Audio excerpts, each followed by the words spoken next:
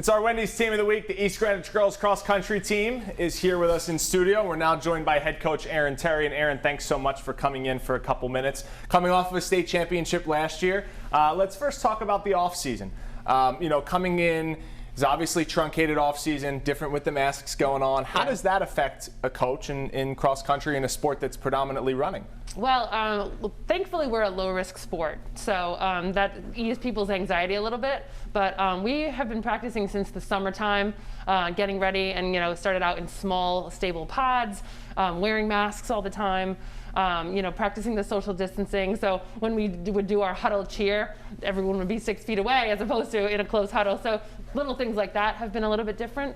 A lot of kids end up doing some of the training on their own that they normally would be doing with their teammates. So it definitely has been an adjustment for everyone. I'm sure a challenge from a coach's perspective, but have the girls been resilient in the fact that they're saying, hey, at least we have a season to compete in this year? Definitely. They're so thankful to be running, so thankful to be together and training together and eventually competing together. So it was just tough in the springtime last year when people couldn't have their races and we weren't sure kind of when the next opportunity was going to be. So very thankful to be together and be competing right now. And you guys are off to a great start, 8-0 atop the division. Yep. You're trying to go back-to-back. What have you liked so far from this year's group in 2020? So, we have had some attention on our new transfer, Reese Faze from New Jersey. I know there's been some media around that as well. But we have some amazing girls returning and some excellent freshmen that have joined us this year. And cross country is one of those sports where you don't really necessarily have to kind of pay your dues to work your way up through your time in high school. If you show up as a freshman and you can hang it as a varsity runner, then you're a varsity runner. And so we have a couple who have been able to do that.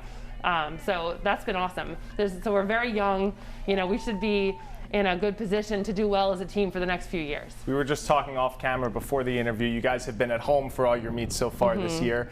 Talk to me a little bit about being at home. I guess, what's good about that, but also what you're missing out and not running other courses around the state. Right. So, it's nice to be at home because it's a familiar place to compete, and we train on that course, so that's nice as well. But we really miss, normally by now we would have traveled out of state 2 or 3 times. Wow. We go up to Vermont or we go to either Connecticut or New Hampshire, and we haven't had the opportunity, obviously, to do that this year with COVID. So the variety of the places where we get to train and race is a little bit different. So we're excited to hopefully get back to that next year. But in the meantime, we're just getting really good at running on our home course since we've done it quite a lot. So targets on your back this year. How do you go back-to-back in Division II? What are the challenges in year 2 of trying to repeat? We had, last year was our first state championship ever for the school in school history, and we have a lot of those girls coming back. So they know kind of what it took to do it last year, but that doesn't mean that'll be the same case this year. And there's a little more attention on everyone, so that makes it kind of a little more challenging and mentally and in terms of strategy. So the girls are just trying to take it. We're taking it one practice at a time, one workout at a time, 1 week at a time, and just trying to get a little bit closer to our goal. So a big thing that was important for us last year was goal setting early and then kind of checking in on those things. And we really were determined with what our goals were in the 2019 season. This year we set goals. Some people have reached them and we've had to kind of rewrite those goals, which is kind of fun. Sure. That you're kind of hitting those checkpoints along the way. But the big goal, obviously, is to repeat again as state champions. All right, thanks, Coach Terry. We now have senior captain Jessie Martin in studio with us. And Jessie, thanks so much for giving us a couple minutes. Thanks for having As me. a senior captain, coming off of a state championship, what are the feelings like coming into a senior year where you're looking to repeat? It's very exciting. We're all really hoping that we do it again this year and definitely have competition, but we're trying our best to stay positive and hopefully keep the excitement and what we had going last year going through this season as well. Coach was telling me you guys have been resilient as a group, as a senior class and as a whole team, with the addition of a transfer from New Jersey. What have you liked so far about your group and how they've meshed together well? We all just get along so well. It doesn't matter, JV, varsity, we're all just so close. Everybody's so nice. So it's just great being able to run with everybody, and it's really nice seeing everybody come together and love the sport. The off season, I'm curious, with a sport like cross country, with the restrictions that COVID has in place, how did you guys work through that individually and as a group before the season started? So at first we had to start off running on our own, which is really hard to stay motivated, but then once restrictions started getting lifted more, we were able to meet up with a couple other girls and be able to keep running and just get back in shape together and stay positive as a team. And when you guys first had that meeting together as a senior class, what was the message that you wanted to make sure the team heard this year?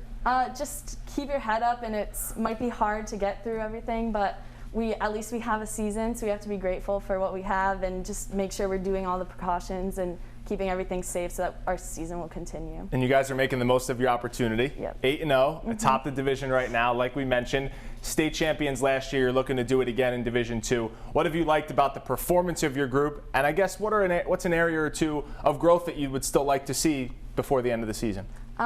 I definitely think that we've been doing really well, running really hard as a team, and our performance definitely shows it, being undefeated and having one of our runners be one of the top in the state. But we just need to keep working on staying positive and focusing on each race and not getting too stressed out about the future outcomes of every race. Like, just take it one race, one step at a time. And with the target being on your back, I asked Coach this as well, but I'll ask you from a player's perspective.